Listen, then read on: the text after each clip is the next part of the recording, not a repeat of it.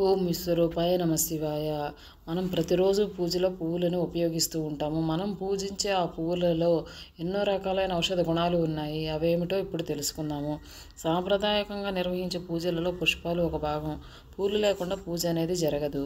ఈ పువ్వులకు ఆధ్యాత్మికత ఎంతో ఉంటుంది. మరియు దానితో పాటు విలువలు కూడా ఉంటాయి. నిజానికి పూసిన ప్రతి పువ్వు పూజకు పనికిరాదు అంటారు. కానీ వారానికి ఒకసారి కానీ నానావిధ పరిమళ పుష్పాలతో పూజ చేస్తాం చాలామందిమి. ఒక్కొక్క దేవునికి ఒక్కొక్క పుష్పం అంటే ఇష్టమని పురాణాలు చెబుతుంటాయి. అలాగే ఒక్కొక్క పువ్వులో ఒక్కొక్క దేవుడు ఉంటాడని కూడా చెప్తూ ఉంటాయి. మారేడు పుష్పంలో లక్ష్మీదేవి, నల్ల కలువలో పార్వతీదేవి, తెల్ల కలువలో కుమారస్వామి, కమలమందు ఈశ్వరుడు, తెల్ల జిల్లేడులో బ్రహ్మ, కరవీర పుష్పాలలో గణపతి, శివమల్లికలో నారాయణుడు, సువాసన గల పుష్పాలలో గౌరీదేవి ఉంటుందని పెద్దలు చెబుతారు. ఏ రోజు కోసిన పువ్వులు ఆ రోజే పూజకు పనికి వస్తాయి అంటారు. ఎందుకంటే వాటి వాసన తాజాతనం పోకుండా ఉండాలి అంటే వాటిని అలాగే ఉపయోగించాలి కాబట్టి. మరి ఈ పుష్పాల గురించి మనం తెలుసుకుందాము. తామర పువ్వు. ఈ పుష్పం వల్ల రక్త పైత్య వ్యాధి తగ్గుతుంది. నేత్రాలకు చాలా మంచిది. శరీరంలో వేడిని తగ్గిస్తుంది. స్త్రీలకు గర్భస్రావం కాకుండా కాపాడుతుంది. మల్లె పువ్వు. ఈ పువ్వు సుగంధ పరిమళాలు వెదజల్లుతుంది. శరీరానికి ఆహ్లాదాన్ని కలిగిస్తుంది. నేత్ర వ్యాధులను తగ్గించడానికి ఉపకరిస్తుంది. శరీరంలో వాతాన్ని తగ్గిస్తుంది. రక్తంలో ఉండే దోషాన్ని పోగొడుతుంది.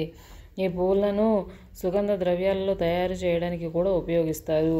విరజాజి. తెల్లగా మంచి సువాసనలు వెదజల్లే ఈ పూలు శరీరాన్ని తేలికపరుస్తాయి. శరీరంలో ఉన్న వాతాన్ని, శ్లేష్మాన్ని తగ్గిస్తాయి. మంచి తేజస్సును కలిగిస్తాయి. చెంగల్వ పూలు. ఈ పూలు కంటి జబ్బులను పోగొడతాయి. శరీరంలోని శీతలాన్ని తగ్గించి కాంతిని కలిగిస్తాయి. చేమంతి పూలు. కళ్ళకు చల్లదనాన్ని, సమశీతోష్ణతను కలిగిస్తాయి. అన్ని రకాల జ్వరాలను, మలమూత్ర బద్ధకాలను, క్రిమి రోగాలను తగ్గిస్తాయి. నరాల బలహీనతను పోగొట్టి జీర్ణకోశానికి బలాన్ని ఇస్తాయి.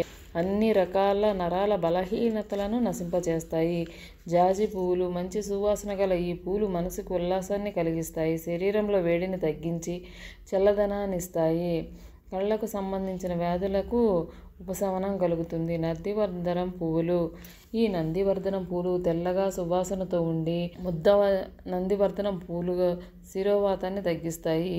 ఎక్కువగా శ్రమపడిన రోజు కళ్ళు ఎర్రగా అయి మంటలుగా ఉంటే కళ్ళు మూసుకుని కనురెప్పలపైన నందివర్ధనం పూలను పెడితే కొంతసేపు విశ్రాంతి తీసుకుంటే కళ్ళకు చలవ చేసి కళ్ళు మంటలు తగ్గిపోతాయని మన పెద్దలు చెప్తుంటారు. పారిజాత పూలు. ఈ పూలు కమ్మటి వాసన కలిగి ఉంటాయి. శరీరంలోని వాత, కఫం, మధుమేహం, ఉబ్బసం తదితర రోగాలను తగ్గిస్తాయి.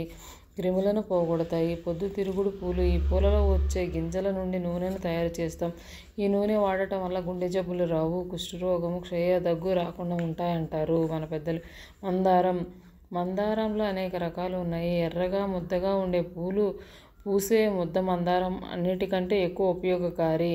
ముద్ద మందారం ఆకులు, పువ్వులు కూడా అనేక రకాలుగా ఉపయోగపడతాయి. ముద్ద మందారం ఆకులను కుంకుడుకాయలో వేసి తలరుద్దుకుంటే వేడి తగ్గుతుందని మన పెద్దలు చెప్తారు. అలాగే ముద్ద మందారం పువ్వులను కొబ్బరి నూనెలో వేసి కాసి రోజు తలకి రాసుకుంటే తలలో వచ్చే చుండ్రు తగ్గిపోతుందని, పేలు, కొరకటం మొదలైన చర్మరోగాలు తగ్గి జుట్టు నల్లగా దట్టంగా పెరుగుతుందని మన పెద్దలు చెప్తుంటారు. ఇప్పటికీ మన పల్లెటూర్లలో ఇలాంటివి ఆచరిస్తూనే ఉంటారు.